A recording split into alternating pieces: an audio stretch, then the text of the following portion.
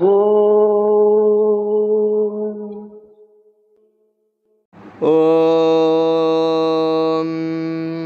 श्री गुरुभ्यो नमः। हरि ओं। गणानां त्वा गणपतिगं हवामहे कविं कवीनामुपमश्रवस्तमं ज्येष्ठराजं ब्रह्मणस्पदान् शृण्वन्नोतिभिस्सेदसादनं प्रणो देवे सरस्वदेवाजेभिर्वाजिनीवदे दीनामवित्रयवदो गणेशाय नमः सरस्वत्यै नमः श्रीगुरुभ्यो नमः। हरि ओं। ॐ साईश्वराय विद्महे सत्यदेवाय धीमहि तन्नः सर्वः प्रचोदयात्। ॐ जयन्ती मङ्गलकाली भद्रकाली कपालिनी दुर्गा क्षमा शिवदात्री स्वाहा स्वदा नमोस्तुते। Om Shanti Shanti Shanti. Sairam Lin, Sairam from Malaysia. Sairam Sharma, Sairam from New Zealand. Thank you, Swami, for permitting Sharma and I to read directly from your discourse on the celebration of your 50th birthday.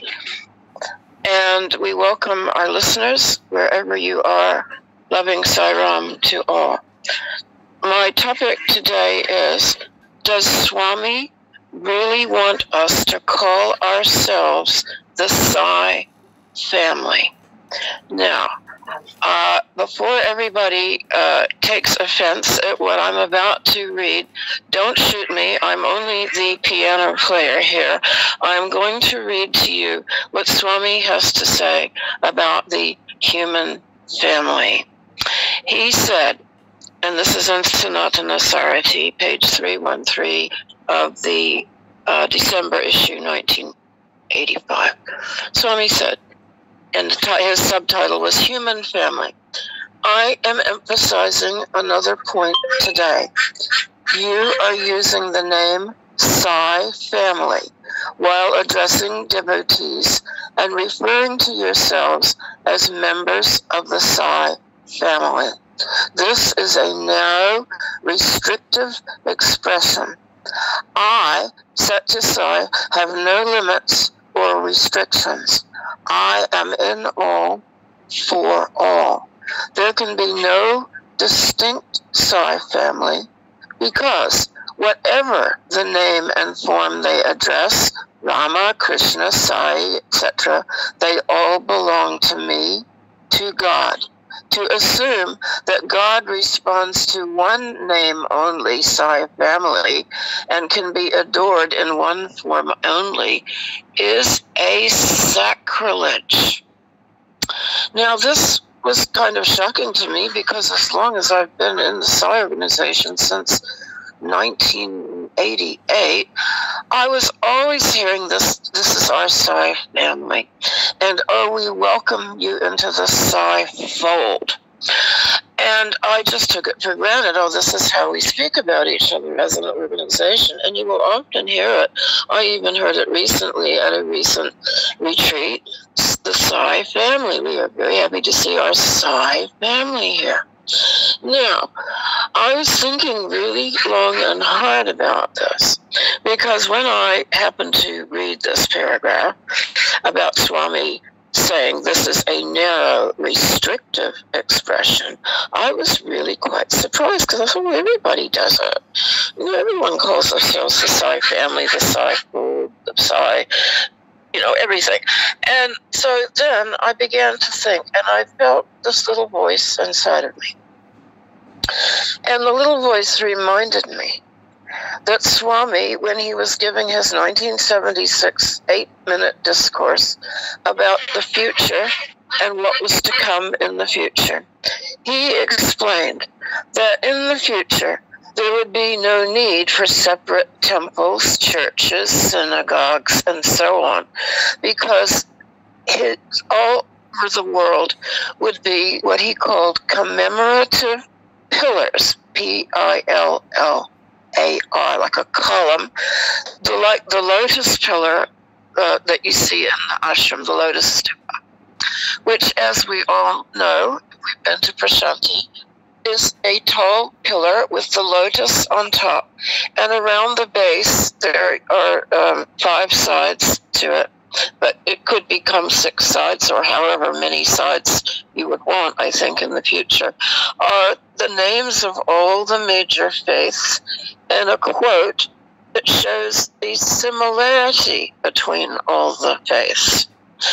I mean, because they are all one, they all teach the same lessons of love.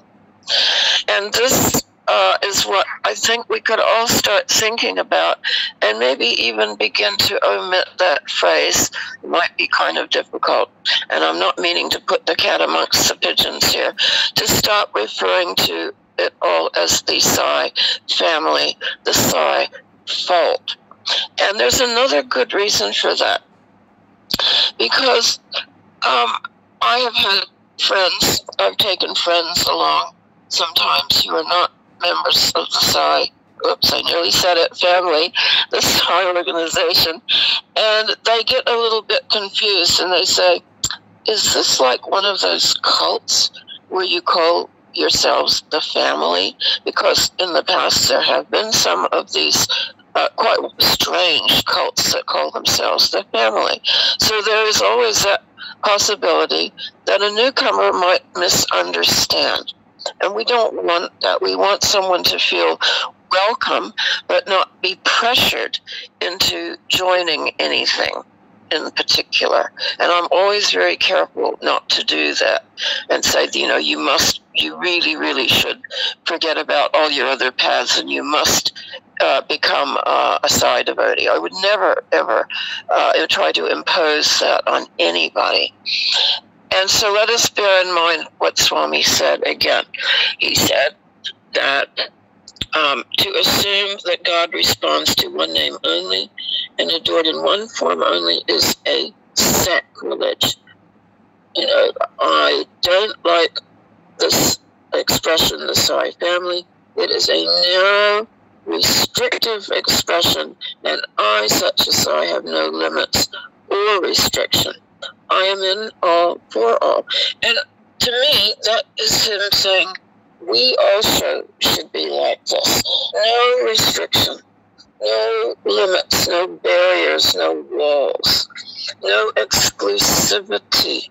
Because sometimes that feeling, I know it sounds so lovely, our family, our world, but really, when you think about it, it is somewhat restrictive. And when I first joined the SAI organization, I noticed that there was a thread of thought running through a part of the organization, that it would only be SAI devotees who could spread Swami's mission. That SAI devotees were going to be the ones to wake up the world. And I did hear this. I did hear it. I heard it at retreats. I heard it at meetings. It was a very self-serving and really, to be honest, quite selfish attitude to take. Because Swami said we are all his children. It doesn't matter if we are belonging to this or that different group. He goes beyond that. He says we are all his children. And so I leave you with this, this is just something to think about. It certainly made me think when I happened to just come across this reading, this Sanathana Sarathi the other day. I noticed it sticking in my mind. So I thought perhaps I will speak about it, and you may keep it in your heart, ponder it, and see how you feel about it. I'm certainly not going to be giving lectures to the SAI organization anytime soon. I would never presume to do that. But remember, these are Swami's words, not mine. I'm just the piano player. Om Shri Sai Ram. Om Shri Sai Ram. Om Tasmat Karunya Bhavena Raksha Raksha Saishwara. Hari Om Tat Sat Shri Saishwara Arpanamastu. Om Shanti Shanti Shanti.